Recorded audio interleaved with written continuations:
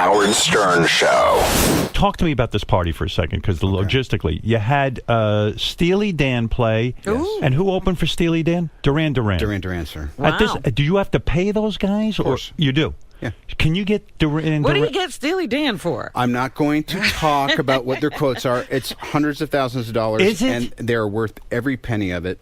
One of And, my favorite bands is Cheap Trick, and I heard you can get them for like $20,000 to show up, and you can play your whole backyard party and everything. Really? I'm not kidding. They'll serve. So sometimes it's surprising what you can get a band for. I've never quantified how worth the money anything was. It's such a matter of personal taste. But, and thinking back on it too, even though it was just a month ago, it was probably kind of like this press tour. It was one of the most indulgent,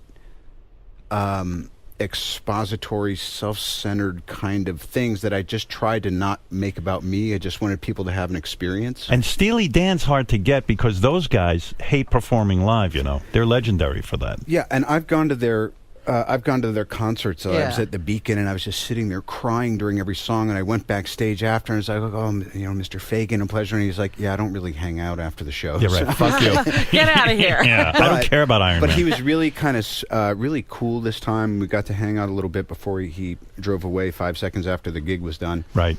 And to me, they're just hugely important. And Duran knocked it out of the park. They played. They opened with "View to a Kill." Wow. Do you make the set list, or they do? They said, so, you know, you should probably tell them, like, you know, what songs I said, I'm not telling Steely Dan what to do with their set. What's this? You got up to sing with Steely Dan and you forgot the lyrics? That's right. Wow. What happened? You missed a memory. I was out of my body. It was so overwhelming for you. Yes, it was a horrifying band fan moment. Because really, you say to yourself, what right do I have? You're a pretty good singer. I'm okay. But you go, well, what right do I have to get up here with Steely Dan? The other thing, too, is they'd see me perform it on the Wayne Brady show 7 years ago and thought that maybe I'd just been rehearsing it every day since. Right. Yeah, you were rusty. So it was a impromptu thing? You were just guaranteed. I had no intention or desire to go up.